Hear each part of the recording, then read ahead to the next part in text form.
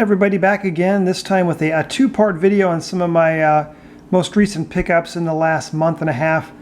I've been trying to bolster my collection by including some bigger name players. I have the mainstay that I typically collect, and I'm trying to broaden that a little bit by getting some Clemente, some Hank Aaron, and some Willie Mays, to name a few.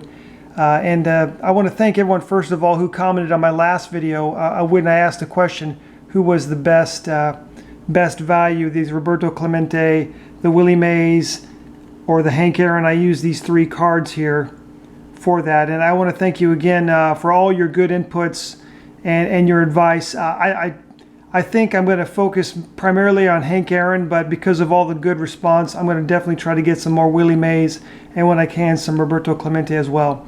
So without any more delay here, let me show you what I've picked up the last month and a half. Starting with this nice early win rookie from 1949 Bowman. Then I love these 51 Bowmans with my Richie Ashburn. That's the oldest Ashburn I have now. Still need to get his 50, and then his short print 49 rookie. And then here actually is a Monty Irving rookie. It's a near mint to mint 8, but it is off center clearly. But still a sharp card. I definitely couldn't afford this in a pure 8. That'd be about over 600 bucks. But I got this for under 50 bucks.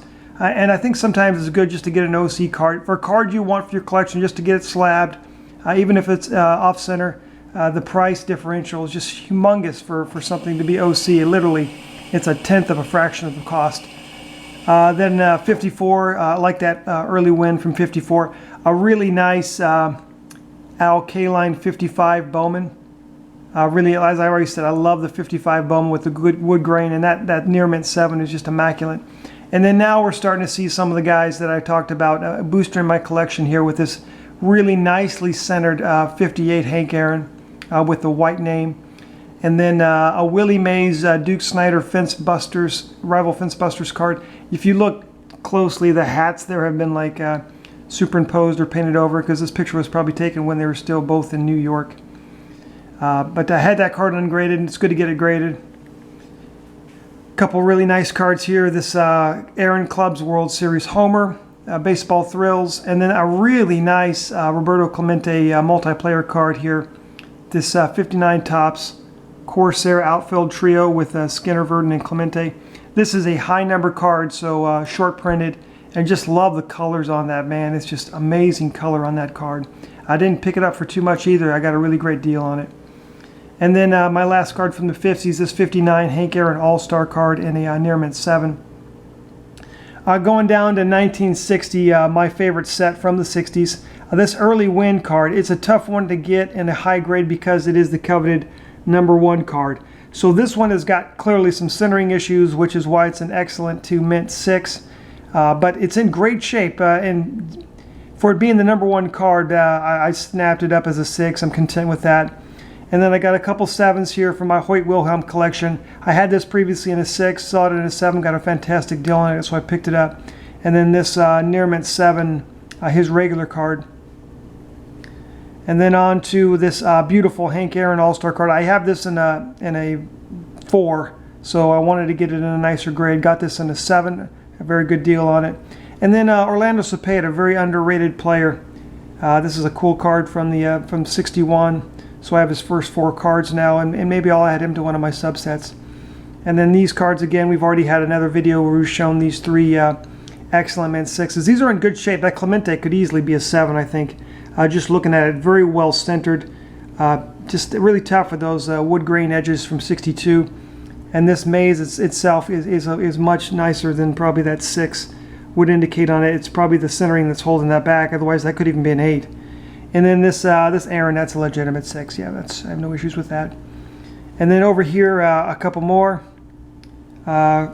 This Don Drysdale, an excellent mint 6.5. Very nice. I needed that for my Drysdale collection.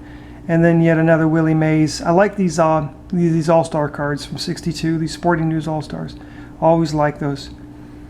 And then here's an interesting card. This Rivals League Relief. They literally use the same picture that I just showed you on that fork and knuckler. You've got Roy Face and Hoyt Wilhelm. The same photo 2 years later. It's like have a little bit more imagination. But I guess they were trying to save on photography again, you know. What kind of card can we create? Let's just use this photo from 2 years ago with the same players and just rename it. That's essentially what they did. And then here's the Hoyt Wilhelm from 62. This is a short print variation, so a high number short print, hard to get. Now this card, I'm very proud of this card here. These are the rookie parade pitchers. This is actually Bob Ville's rookie. He was a pretty dominant pitcher for the Pittsburgh Pirates in the mid to late 60s. Really good pitcher for them, probably their ace. He's really not that well known, but this is a tough short print variation to get. And I picked this one up for a good price. Was really happy with it, real excited to get that one. And then Robin Roberts, just an excellent cement 6 from my Roberts collection. And then a really nice 64 Hank Aaron in a near mint. It's a little bit off center, as you can tell, but still really sharp corner, great imagery, just a great card in general. And then a couple 65 All-Star, or excuse me, not All-Star, but Leaders cards here. This one with Clemente and Hank Aaron both in a excellent to mint 6. And then this 1964 Home Run Leaders with the Harmon Killebrew and the Mickey Mantle. And it's clearly a little bit off center, but still a really nice card to have. I think I got a really good deal on both of those, so I'm not complaining.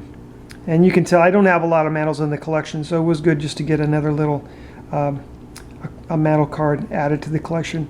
And these last two tops embossed, I have the whole embossed set ungraded, so I try to pick these up. 7s in these, near mint 7 is a really good grade because this foil is really tough.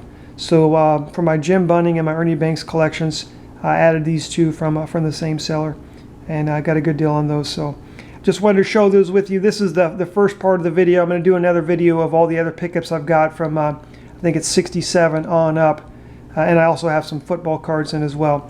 But thanks again everybody for your inputs on the question of who was better, Aaron, Mays or Clemente, and thanks again for watching.